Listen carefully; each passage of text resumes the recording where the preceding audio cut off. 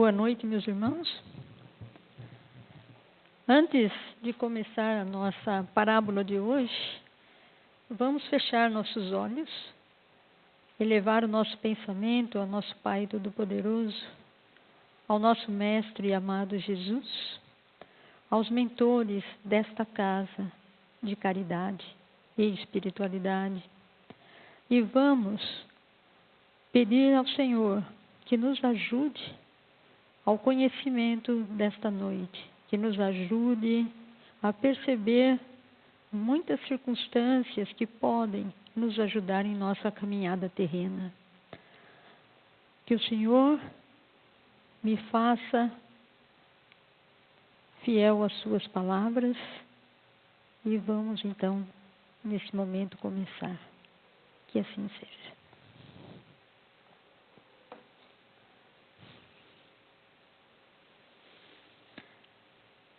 Bom, para quem não acompanha o trabalho das parábolas, nós já estamos chegando na 12ª essa semana. Não são 12 virgens, mas são 10 virgens, não é? E já acho que são virgens demais para uma parábola só. Então, vamos começar. Deixa eu ver se eu consigo. Parece que não está ligado isso aqui.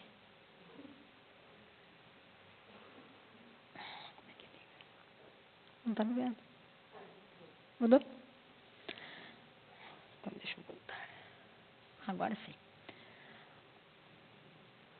Então, vamos primeiramente passar bem rápido, não é, sobre as parábolas anteriores, para aqueles que não estiveram conosco o tempo todo. Então, passamos pelos talentos, trabalhadores da última hora, o rico e Lázaro, a ovelha perdida, a moeda perdida, o filho pródigo, que hoje nós tivemos até uma repetição bem rápida, não é? E que mostra uma lição muito importante de amor do Pai por nós filhos, não é?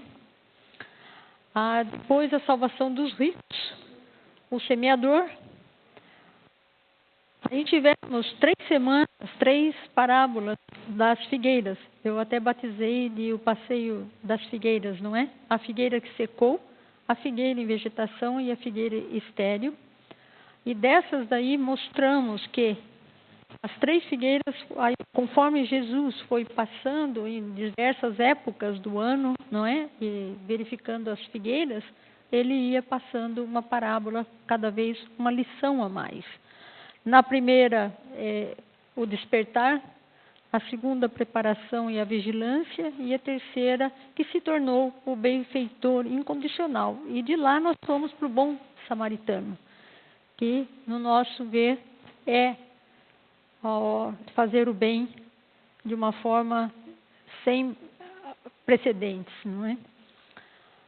Então, na parábola do bom samaritano, que foi na segunda semana do mês passado, nós vimos que o samaritano, ele chegou perto também, né, um samaritano que ia de viagem, viu a pessoa caída, não é, que tinha sido lesada por ladrões no seu caminho, e moveu-se de compaixão. Samaritano é o homem da Samária, que indica vigilância, quer dizer, Jesus já usou a pessoa que diria mais sobre a vigilância. Quer dizer, aquele que está vigilante, que está desperto, que é a nossa primeira parábola da figueira. Chegou perto, diferente do sacerdote que simplesmente descia e do levita que chegou ao seu lugar. Só o samaritano chegou perto, verdadeiramente se envolveu com o desvalido, que foi o agredido, né? O homem desperto peregrinava como o nosso viajante. O que quer dizer isso? Que nós temos que estar perto das pessoas, não é? Porque durante a nossa vida terrena, a gente está viajando com pessoas que são iguais a nós. Se nós estamos num certo lugar, num certo momento, é a afinidade espiritual que nos uniu, não é? Para que nós possamos lutar por melhorarmos moralmente. Então, diferente do sacerdote que casualmente descia, como se a descida para ele fosse casual, tão grande é a sua importância dentro da religião. Diferente do levita, né, que era um homem de conhecimento, mas o levita caminharam, tanto ele quanto o levita, caminharam pelo lado oposto ao viajante. Viram o viajante caído, mas não foram lá ajudar. Unicamente o homem desperto, que é o samaritano, que realmente faz a mesma viagem, é que vê o desvalido e o atende. O homem desperto, aquele que vive com os olhos abertos, aquele que vive realmente, aquele que despertou para a verdadeira vida. Esse é o samaritano, também chamado de vigilante. O homem desperto nada mais tem a temer das paixões do mundo, nem das agressões de terceiros. Ele está lá para cuidar, independente do que seja, certo? Ele não pensou que pudesse ter ali um ladrão, um assassino, quem quer que seja. Ele só viu um homem precisando de cuidados. Aproximou-se, não é? Tem compaixão do viajante, e aí cuida das suas feridas, dá um vinho de beber e o leva a uma hospedaria, e aí começa todo o tratamento. Então, aqui nós temos os cuidados. Chegamos no fim com essas conclusões, né? Que nós, como desvalidos, não é? Porque todos nós somos agredidos por todo o tempo e também somos agressores. Nós não estamos desamparados. A salvação vem para todos os desvalidos. Aproximar-se dos que precisam, doar de si, do seu próprio trabalho. O que quer dizer isso? Que é importante a gente não só ajudar, não é, de longe, mas dar do nosso próprio trabalho.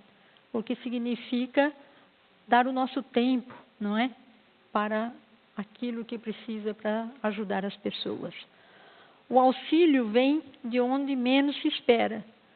O desvalido, né, o agredido, ele esperava, todo mundo pensava que o sacerdote ou o levita, com tanto conhecimento, né, e tanta religiosidade, vamos dizer, pudesse auxiliar. Mas não foi nenhum nem o outro. Quem foi o samaritano. A misericórdia antecede o amor. O samaritano é o exemplo da misericórdia. A misericórdia é quase amor, não é? Ainda não é o amor integral. Amar o próximo como a si mesmo. E nós chegamos no fim do bom samaritano só percorrendo esse caminho um pouquinho antes de começarmos a nossa próxima.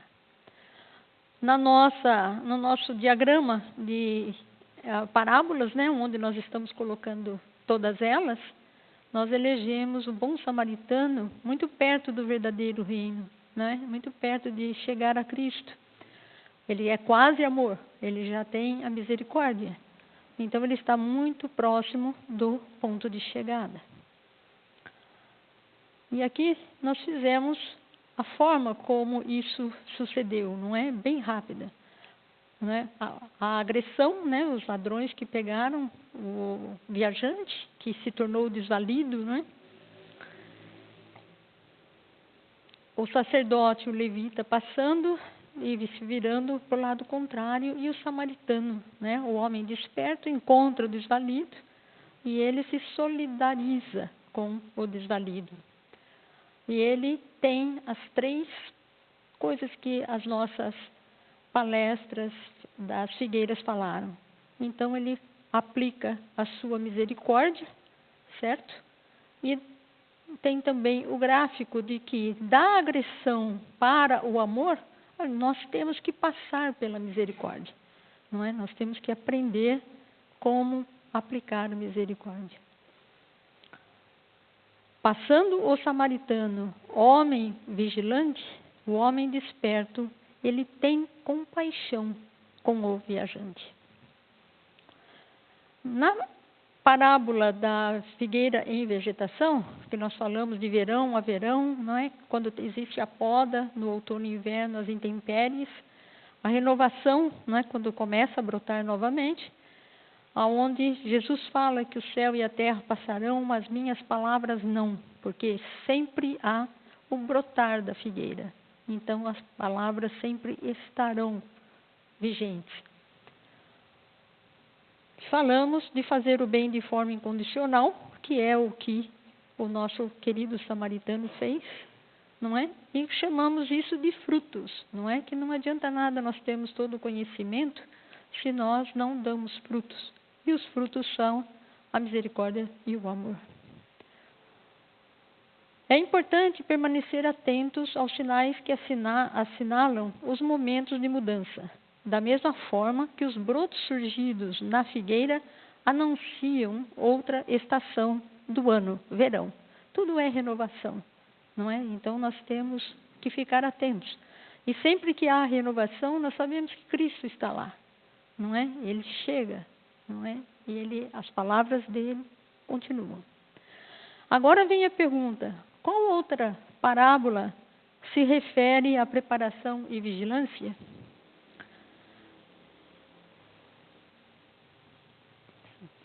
Minha filha vai ler.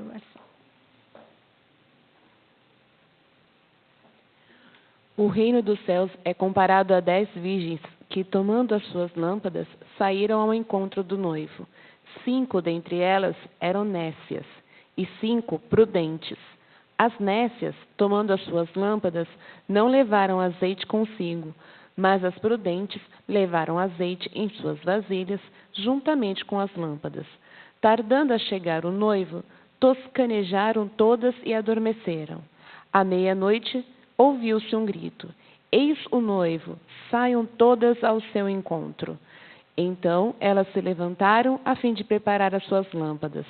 E disseram às nécias às prudentes: dai-nos do vosso azeite, porque as nossas lâmpadas estão se apagando.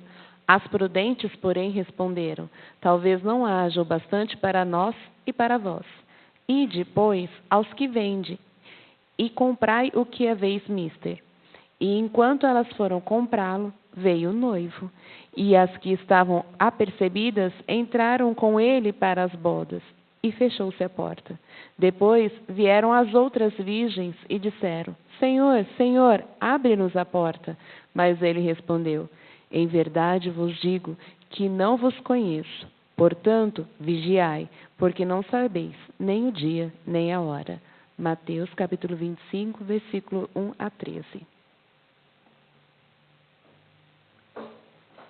É uma parábola esquisita, não é?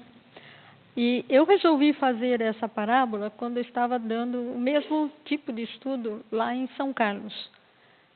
Mas eu não tinha completo, né, a quantidade de parábolas. E teve uma menina, uma moça, que chegou para mim um dia, né? A gente estava no meio, praticamente, das parábolas, e falou assim: Cristina, você não quer fazer a parábola das 10 virgens? Eu falei: ué, mas por quê?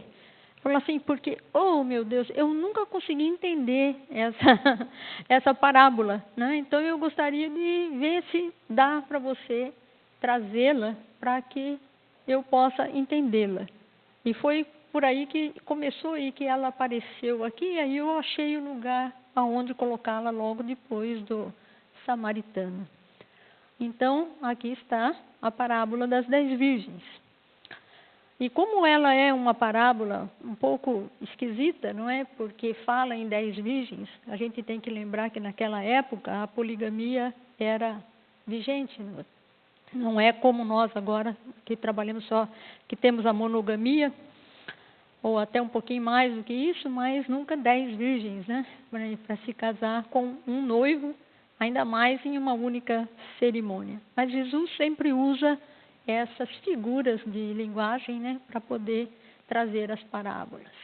E nós aqui vamos tentar decifrar o que vem, certo? Então, a pergunta que vem é a seguinte: quais dessas 3 parábolas, que seria, não é, a do samaritano, a figueira em vegetação, e vou puxar os talentos, né, lá de trás, a nossa primeira parábola. Quais dessas 3 parábolas mais se assemelha à das 10 virgens? Nós vimos o samaritano, né, a vigilância, vimos também a preparação, né, da vegetação e o aguardar, né, da vinda novamente de Jesus, que Jesus sempre está quando a figueira brota, né, no brotar da figueira, e os talentos, que nós vamos explicar por quê, porque ela é a nossa parábola, certo? Que nós vamos chamar de as últimas parábolas do reino. E é interessante porque ao fazer a comparação dessas duas parábolas, o entendimento fica muito melhor do que Jesus quis dizer com a parábola das 10 virgens. Jesus contou outras duas parábolas antes de sua morte. Ela chama as últimas parábolas do reino, porque foram as últimas duas parábolas que Jesus contou, né? Que Jesus passou para aqueles que o ouviam antes de morrer. A parábola das 10 virgens, Mateus 25, 1, 13, versículo 13, e a dos talentos, né? Mateus 25, 14, versículo 30. Essas foram aparentemente contadas em particular aos seus discípulos Mateus.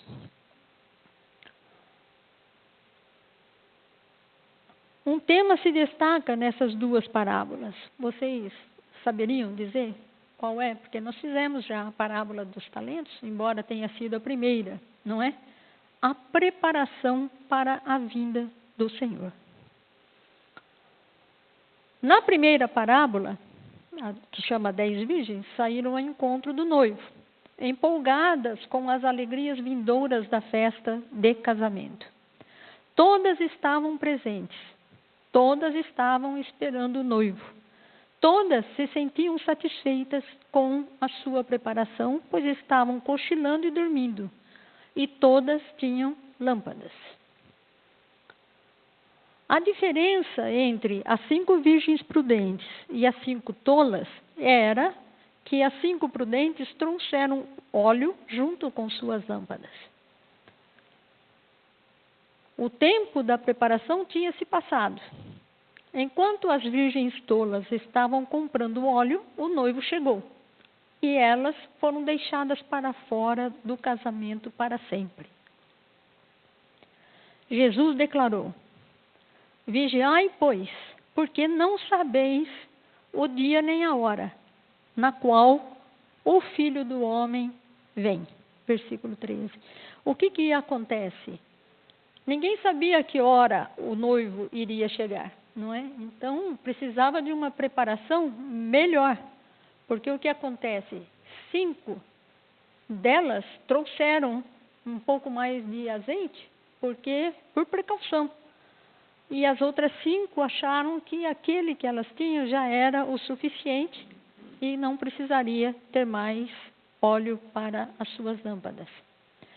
Na parábola dos talentos, na segunda parábola, um homem que ia viajar para um país distante confiou talentos aos seus servos.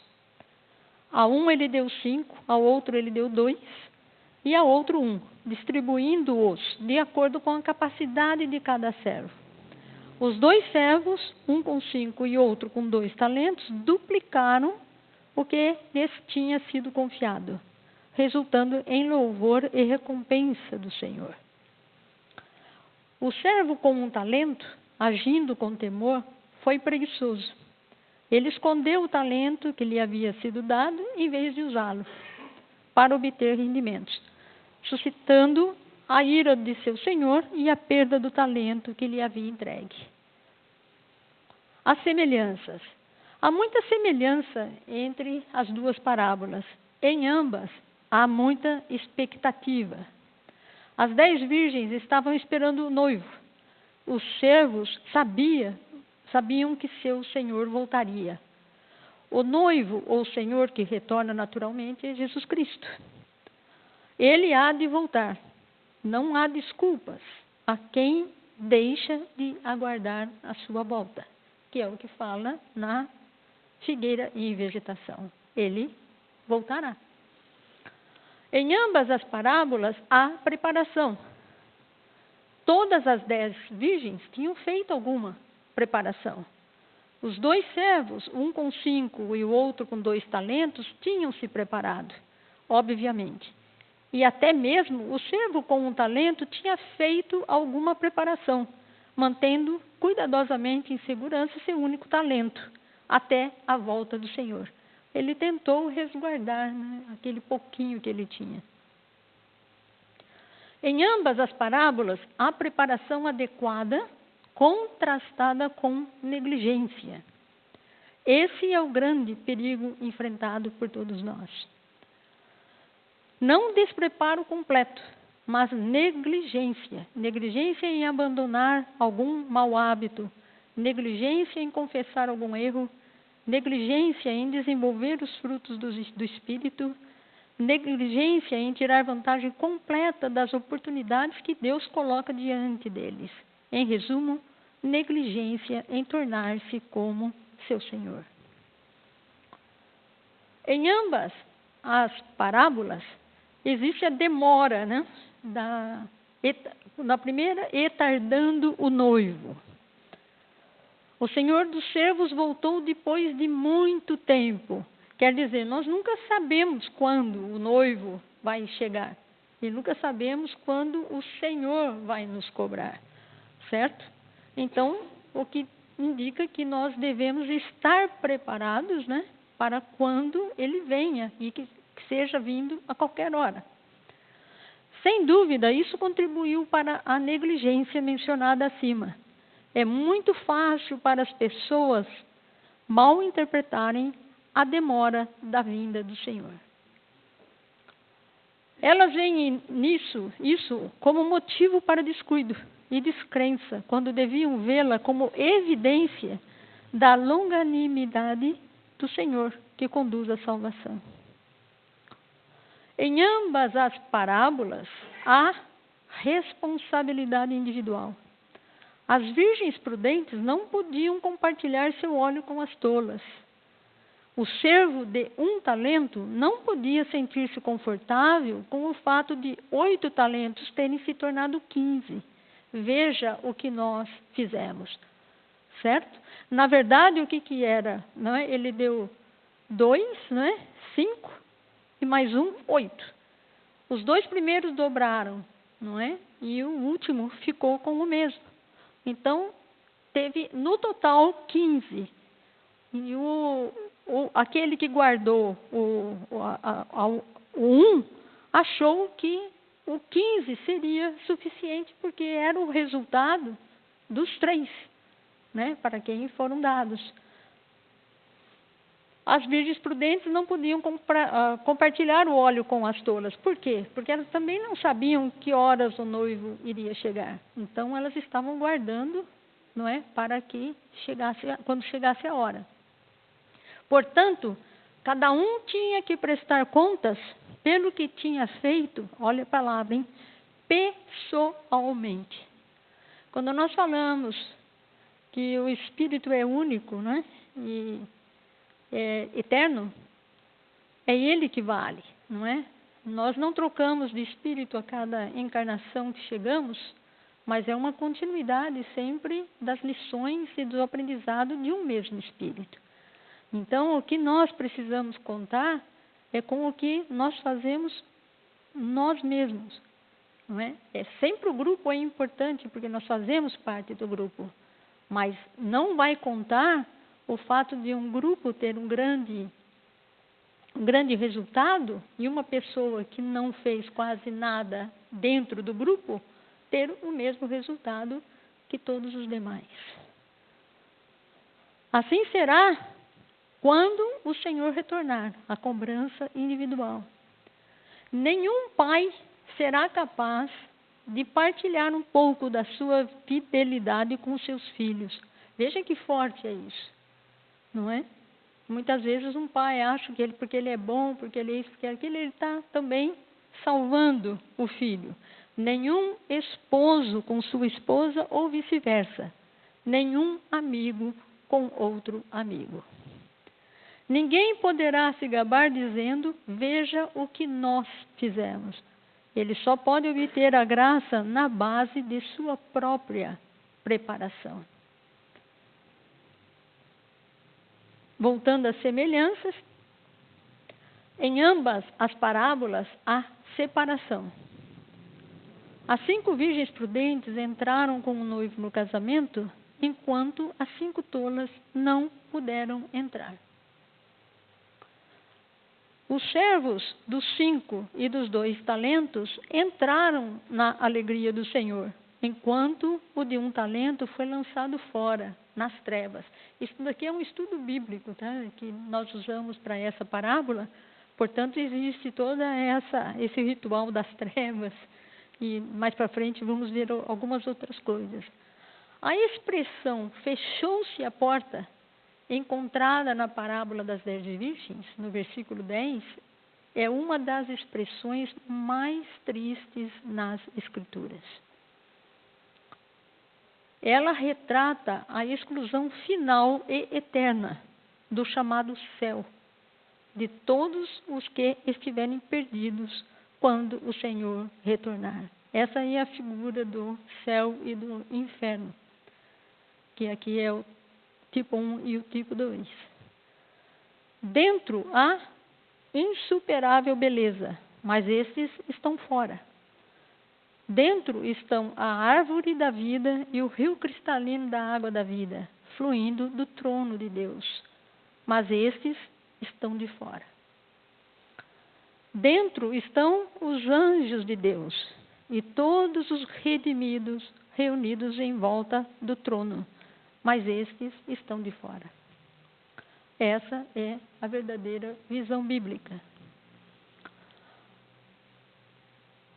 E o que vemos na visão espiritual? Não é? Quando nós vemos a parte número 1, nós vemos que numa encarnação, em dezenas ou centenas ou milhares de encarnação, nós somos condenados a ser perfeitos, não é? Como espíritos, criados ignorantes, somos condenados à perfeição.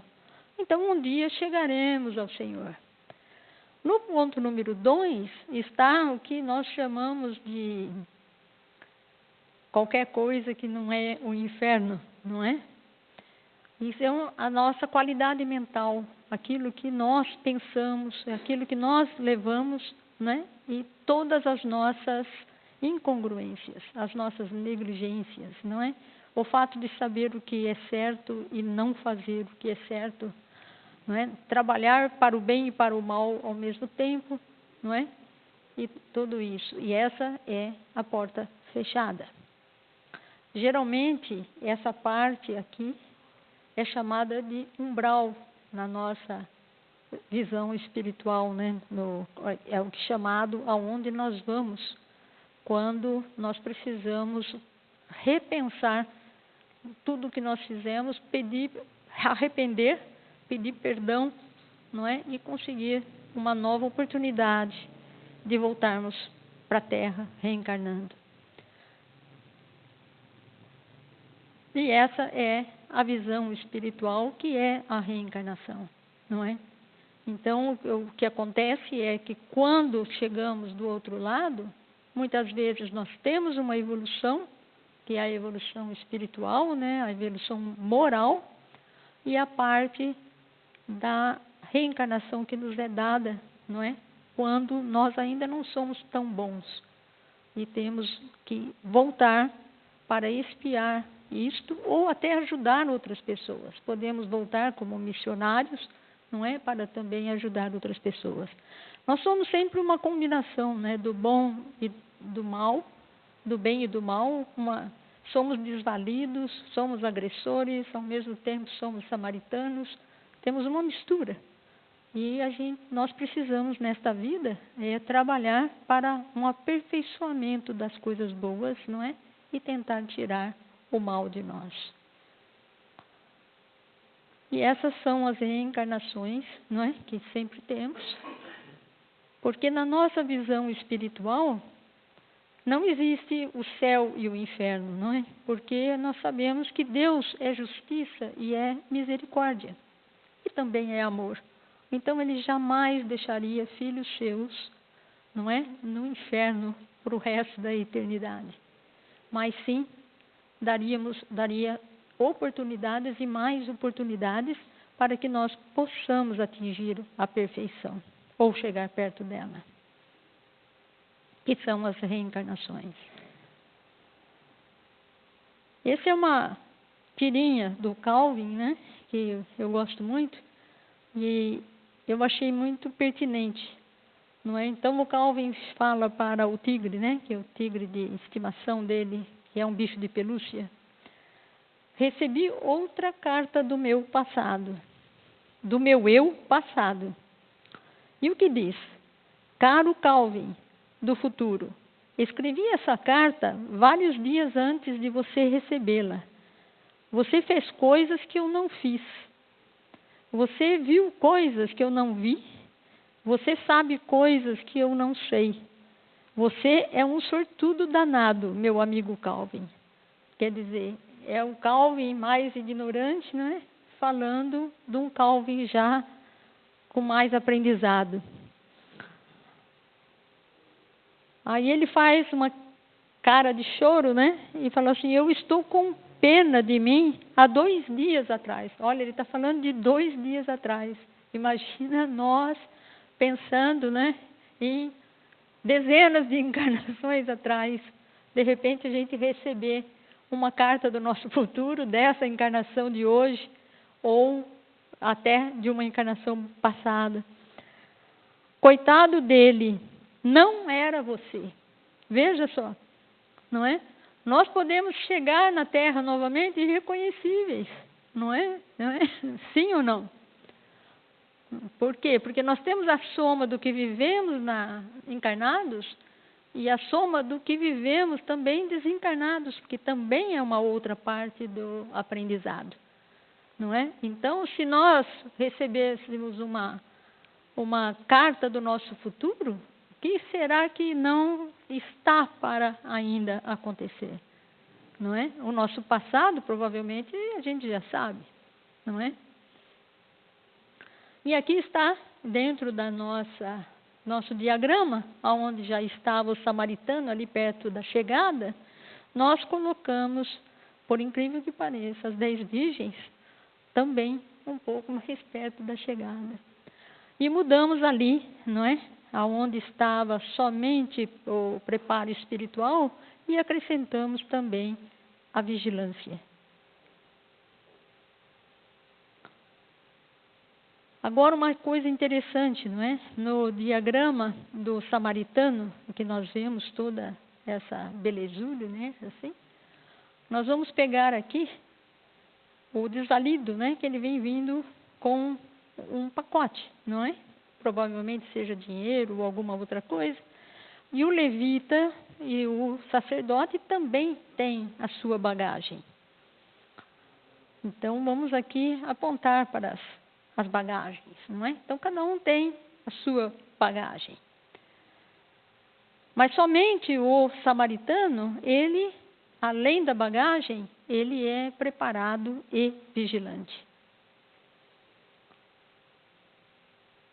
1 grama de ação vale mais do que 1 tonelada de teoria. No capítulo 25 do Evangelho segundo o Espiritismo, item 3, existe lá: buscai e achareis, trabalhai e produzireis. Deste modo sereis filhos de vossas obras.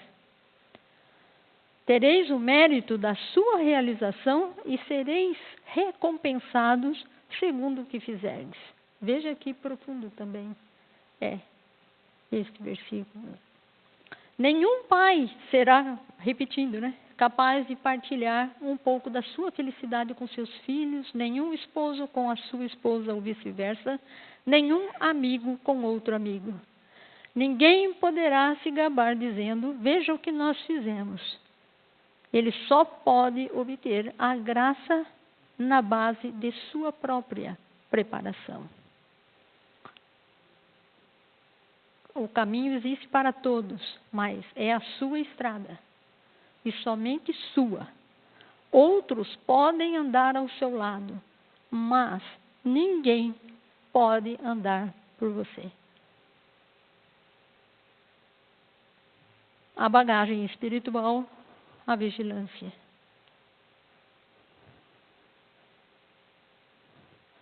E as 10 virgens, o resumo seria: o preparo espiritual e vigilância.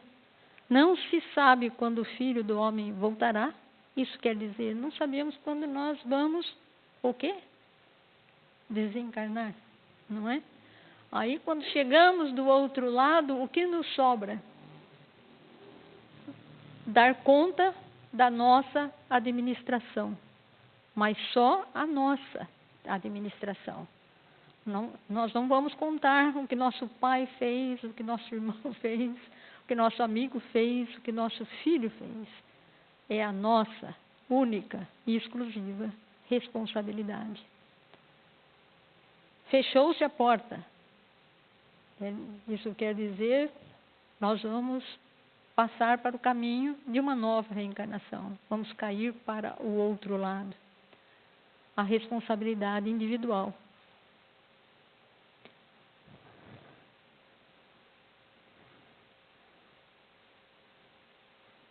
E aqui está a bibliografia. Eu, assim, individualmente, né, eu acho a parábola das 10 virgens uma das mais interessantes das parábolas. Porque todas as demais, elas são batidas. A gente ouve sempre, não é? E dificilmente você ouve alguém falando da parábola das 10 virgens. E quando se junta ela com a parábola dos talentos, por quê? Porque Jesus falou das duas ao mesmo tempo e somente para os seus discípulos. O que ele estava dizendo? Não é? Não importa o que o conjunto todo esteja fazendo, cada um vai ser responsável por aquilo que fez. Não é? A parábola dos talentos é uma parábola mais divulgada, certo? A parábola das 10 virgens, ela não é tão divulgada. Mas quando nós colocamos as duas juntas, nós vemos o porquê Jesus falou das duas, certo? Tem algumas peculiaridades em uma que não tem a outra. Mas ele quis deixar claro de duas formas diferentes, não é? Ele estava indo embora, não é? E olha, ele fala, eu ainda vou encontrar vocês.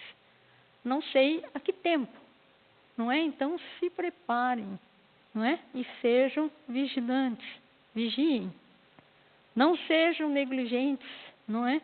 Vocês aqui sabem o que têm que fazer, não é? Então, tudo o que não fizer de acordo com o que se sabe é uma negligência. Ou por preguiça, ou por má vontade, ou porque nós realmente não queremos fazer.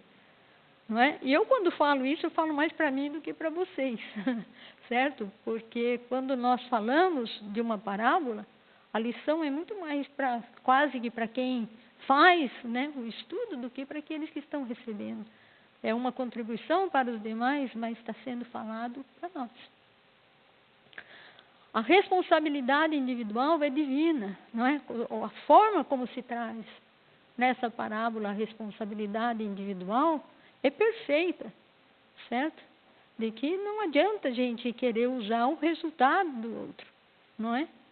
Não é o fato de a gente fazer parte de uma casa espírita que nós estamos salvos, não é? Tem uma série de outras coisas que nós precisamos fazer. E é por isso que eu acho maravilhosa. E quando eu achei esse estudo bíblico que colocava as duas juntas para poder explicar para essa minha amiga que pediu a parábola, foi um ensinamento grandioso para mim, porque eu não conseguiria tirar isso só da parábola dos talentos. Mas quando nós colocamos as duas juntas e dizendo que Jesus entregou essas duas parábolas como sendo as últimas do reino, antes de morrer, antes de deixar-nos, não é? É algo muito importante e que me faz até ficar emocionada quando eu passo essa parábola. Bom, continuando o nosso caminho, então as 10 virgens era a parábola número 12. Nós vamos voltar um pouquinho na 13 e 14, não é? No rico, insensato e Jesus e o jovem rico. Porque nós demos uma pincelada nelas, não é? Numa das parábolas. anteriores, mas nós falamos delas individualmente. Então, eu vou aproveitar a parábola das virgens para falar individualmente de cada uma delas. E depois virá a última delas, que é o joio e o trigo. Como sempre, né, o nosso propósito é caminhar com Jesus, né, compreendendo suas parábolas, não é, no caminho do entendimento de Jesus. Como que essas parábolas elas se entrelaçam uma nas outras e como que ela traz todas aquelas lições que tão brilhantemente Allan Kardec colocou no seu evangelho, no nosso evangelho de hoje. É isso daí, muito obrigada e até a próxima.